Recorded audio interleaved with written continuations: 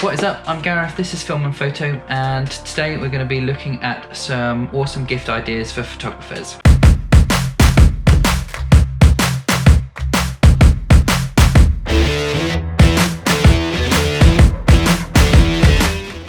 Hi, thanks for joining me back on my channel. I'm Gareth and I'm a photographer and videographer based here in North Norfolk.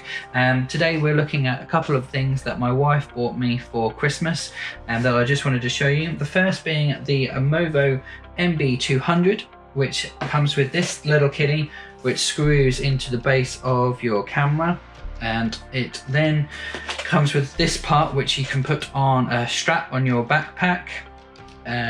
Just slots in like so and fixes into place, and it makes it a lot easier to carry around. Very impressed with that. I've used it a couple of times already and it actually is a really big help.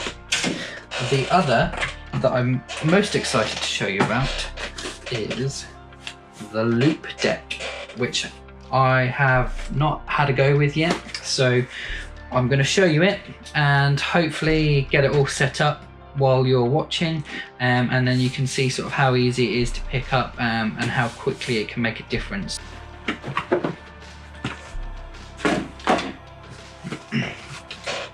So the first thing that you'll notice is it's actually really well put together.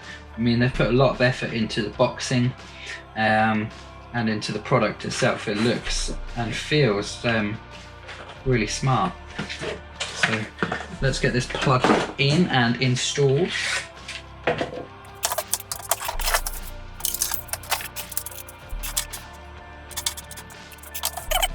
I think the first thing we need to do is check and see if there's any drivers that we need.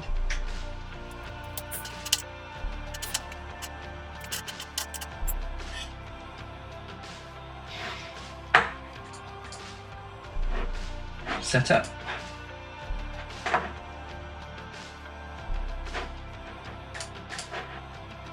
I'm going to set up on the Mac.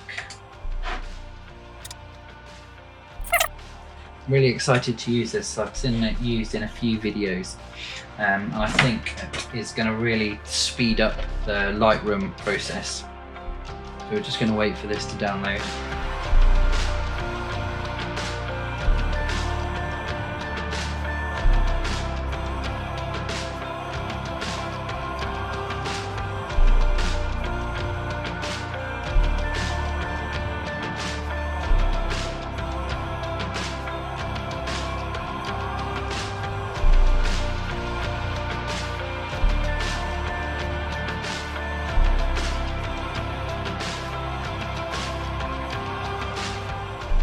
So we've got that all installed and I've opened up Lightroom. I've selected a few of the photos to work with from New Year's Day, so we're just going to have a quick go through them, see how some of these buttons work. I'll do a fuller review in a later video when I've had a bit more of a chance to familiarise myself. So we'll start with this one. We'll try and avoid using the mouse where possible. So we'll start with the temperature. We can get a bit more warmth. Warm it up slightly. And then what we'll do is we'll bring down the highlights, bring a bit more information back into the sky. That's nice. And push the shadows up a little just to even out the image. Then what we can do is use these just like you would on the sliders. So we have the contrast, bump the contrast a little bit, and the clarity, not too far on that one.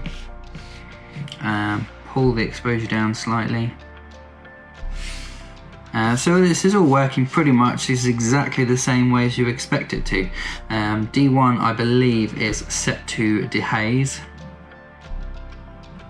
So we can roll it up or bring it down, and you can see it affecting the slider as we're doing this. So that's really nice. Okay, so let's go on to the next one. Okay, so what you'll notice with this one is it needs leveling out. So with the main dial, I believe we can crop in to level out the photo, much better. And then we'll just do the same again, so warm the picture up a slight bit, pull the exposure down a touch, pull the highlights down again. See, it's brought a lot more back into the sky. Shadows will just lift a touch. And the whites and the blacks. So there's a nice bit of contrast in there. So what we also have got is these colours. So we can push the blues slightly more to the teal. And then if we hit saturation, we can then push the saturation up. And then luminance, how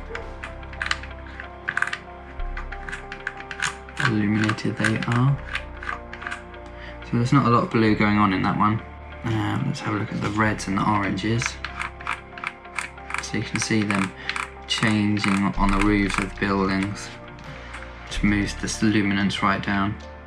Or we can move it right back up, shift the colour of them. So obviously I'm not doing an edit where I'd be happy with it at the moment, but this is just to sort of highlight some of the things you can do with it. Another nice thing that you'll notice when pressing the buttons, they actually reset the sliders. So if we can reset the shadows, reset the highlights, reset the exposure.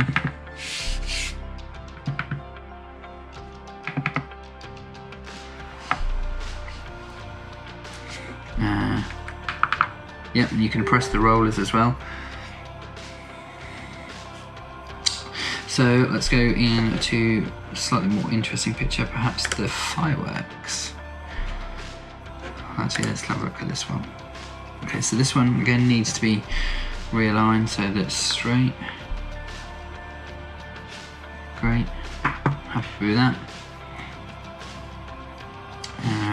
Let's pull the blacks, more black. Pull the highlights.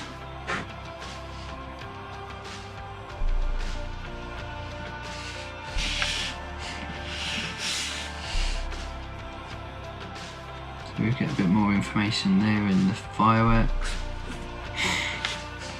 And the clarity, or the dehaze even. Get rid of some of that smoke.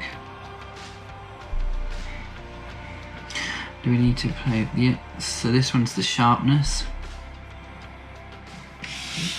So there's also a function key which works much like it does on the keyboard. So it gives different sliders a different attribute. So this one is obviously a vignetting.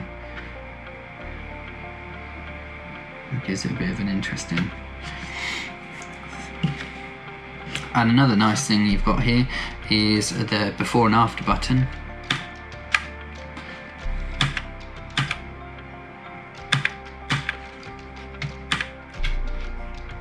So that's what it was before, and that's what we're left with. And export, let's assume that's going to open up the export settings. Not entirely sure what that's done. So another thing that we can do is we have these, which I believe is set to presets. Yeah, so we can work through different presets. I'm assuming that I can program these to which ones I want. So yeah, overall I'm really happy with these. I think it's going to really speed up my process, help me create some more presets quicker. So I'm looking forward to really getting to know it. Thanks for watching, I hope you've enjoyed.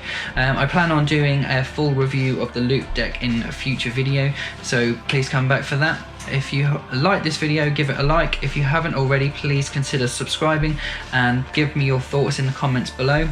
And as always, I will see you in the next video.